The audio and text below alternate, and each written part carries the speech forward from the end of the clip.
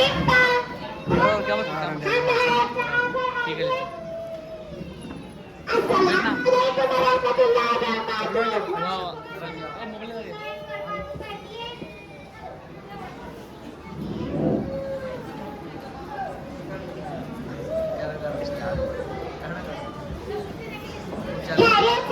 अल्हम्दुलिल्लाह। कहाँ से आना हुआ था? बच्चों को मकतब से लाने गई थी। वक्त के बाद है माशाल्लाह, आपके बच्चे तो हिजाब के साथ है। क्या खूबसूरत परवरिश किया आपने, देखकर मेरे दिल को सुकून मिला।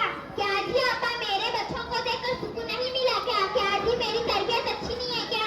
मेरे बच्चों को देखो, मेरे बच्चे क्या तुम ना काले दिख रहे, क्या नकटे दिख रहे, क्या शेवड़े दिख रहे? क्या समझ के बोले तुम? मेरे बच्चे मेरी जान है। ये मेरे जिगर के टुकड़े, ये मेरे लड्डू, ये मेरे पेड़े, ये मेरे गुलाब जामुन, ये मेरे कमल के फूल है। फूल देखो तो किस तरह से खिल रहे हैं। ऐसी बात नहीं जी, तुम तो बुरा मानते। आज के स्कूल फितन दौर में बच्चों की तरबियत पर बहुत ज्यादा ध्यान देना पड़ता है।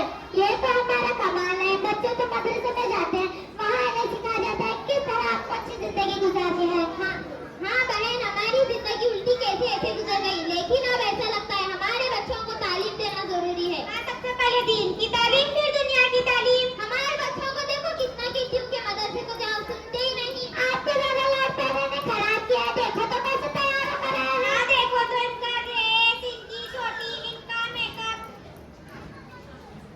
हाँ हाँ आंटी जी, मेरा ड्रेस, मेरी चोटी, मेरा मेकअप, मेकअप में बहुत कुछ होता है। हाँ सर, क्या क्या होता है मेकअप? हमसे पूछ रहे मेकअप में क्या क्या होता है? और बहुत वक्त लगता है तैयार होने के बाद। तुम्हें पहले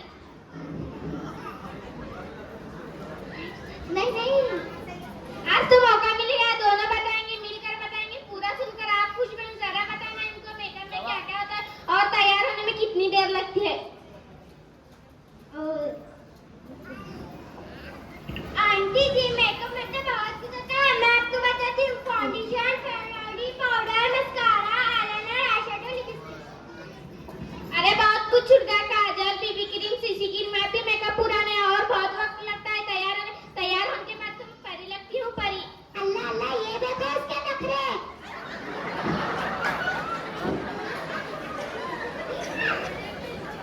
अरे ये देखो बच्चों की शरारत तो हद से ज्यादा बढ़ गई है। ना बड़ों का अदब है, ना लिहाज, कुछ भी तमीज नहीं है। मैं समझा समझा तो थक गई हूँ। जरा देखो। क्या जी, तुमने तो कहा था कि तुम्हारे पास पैसे नहीं है, और ये सब कहाँ से कपड़े, गहने, सैंडल? आंटी जी, वो भी हील के सैंडल है। या अल्लाह, बच्चों से तो मैं तंग आ गई हूँ। जरा देखो कितना अदब से बैठे हुए, बड़ों के दरमियान बात तक नहीं करते। और तुम देखो, कभी कभी तुम्हारी बात ही देखकर ऐसा लगता है तुम शैतान के बच्चे हो। शैतान के बच्चे वो क्या होते हैं? तुम्हारे जैसे होते हैं। छोड़ो ये सब, खरीदी कैसी भी बताया नहीं। आंटी जी, परसों दिन जो कटनिया था ना, उससे ये सब शॉपिंग हुई। हाँ भला उसका जिससे गलत टाइम पर दिया। अल्लाह अकबर, अल्लाह अकबर, कैसी बात करते हो? तुम्हें तो शर्म आनी चाहिए। हमें कैसी शर्म? शर्म की बात नहीं तो क्या है? एक तरफ सुद के पैसे मिल गए और तुम ले रहे हो और उसे दुआ दे रहे। मालूम नहीं क्या सुद के पैसे देने वाला और लेने वाला दोनों भी गुनाह में बराबर के शरीक है। अल्लाह दोनों पर लानत करता है। इन पैसों से ऐसे बच्चों की परवरिश होती है। क्या जी, मुझे कहड़ी भी नहीं समझी क्या? तुम्हें मुंह को ऐसे बोल रहे तो 4 फुट काले, 4 बारिश काले, 4 ठंड काले, और तो लॉकडाउन भी देखी तुम्हें। अल्लाह हमें जुबान दे तो क्या है ये बोलना। जिंदगी कैसी गुजारनी हमें मालूम है। ऐसा लौट देंगे। ऐसी बात नहीं थी, तुम तो गुस्से में आए तो बैठो बैठो। क्या दी औरत तुम मुझे ऐसे बोली तो मुझे और मेरे बच्चे लोग को मैं क्या कि तुझकी तुझकी दिलकशी सी बातें सुननी थी क्या? तुम्हारे बच्चे लोग को मुझे कुछ बैठी मजे पौधा था बोलने को। इतना सब बोले तो और क्या बचा बोलने। दीदी आप तो हम सबसे नाराज हो गए। आंटी जी, आप तो हम सबसे नाराज हो गए। ये लीजिए, पहले पानी पीजिए, जिससे ठंडा हो।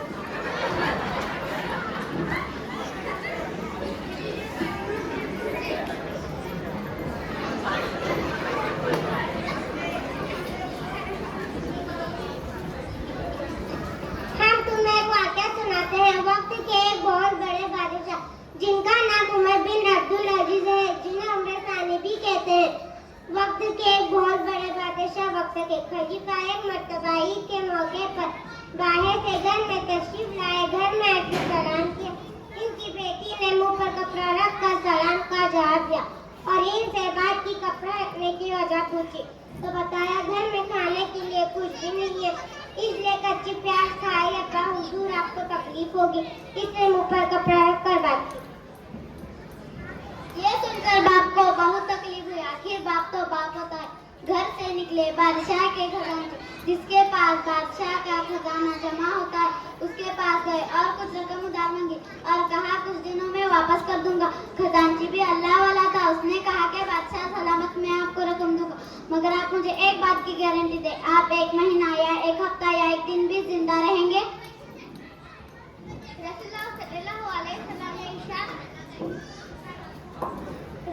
सल्लल्लाहु अलैहि वसल्लम ने इरशाद फरमाया कि मैं नमाज पढ़ रहा हूँ, नमाज में एक सलाम फेरने के बाद दूसरा सलाम फेरूंगा या नहीं, मुझे जिंदगी की इतनी भी गारंटी नहीं, मतलब कि मौत कभी भी आ सकती है और आप मुझे 1 महीना या कुछ दिनों की मोहलत मांग रहे हैं।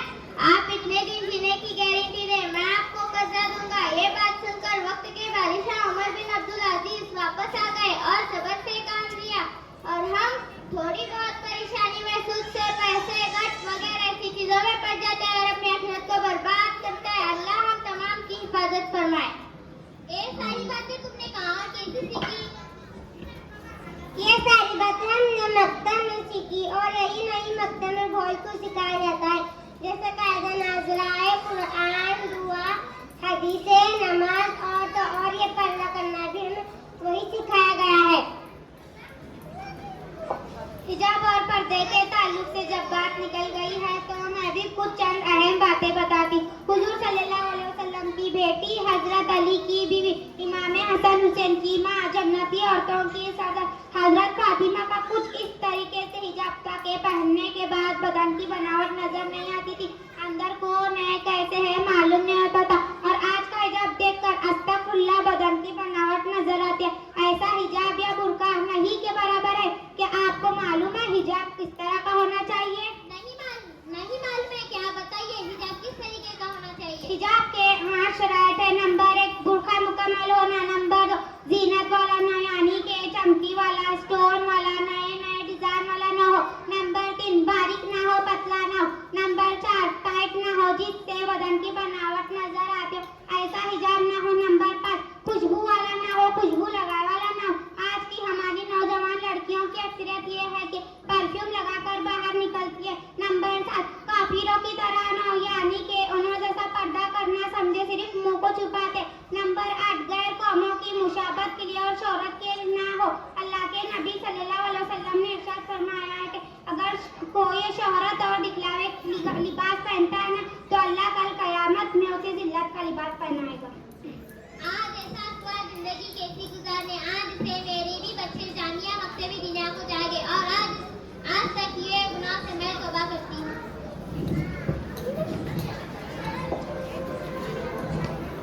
आज के इस मुकाबले से हमें 3 सबक मिले हैं। नंबर 1 बच्चों की सेहत पर ध्यान देना, नंबर 2 गट निकालना, सूदी कारोबार करना कितना बड़ा गुनाह है, इन चीजों से बचना, नंबर 3 हिजाब बुर्का किस तरह का होना चाहिए। अल्लाह हमारी तमाम माँ बहनों को इस पर अमल करने की तौफीक अता फरमाए।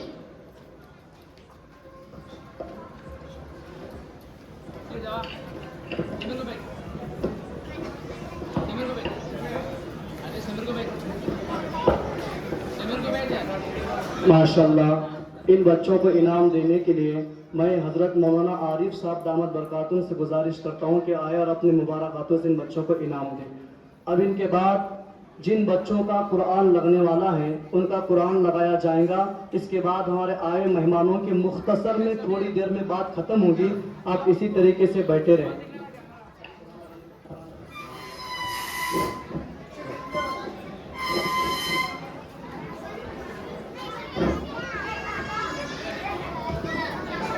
आठ बच्चों का हमारे मकतब में नूरानी कायदा ख़त्म हुआ है।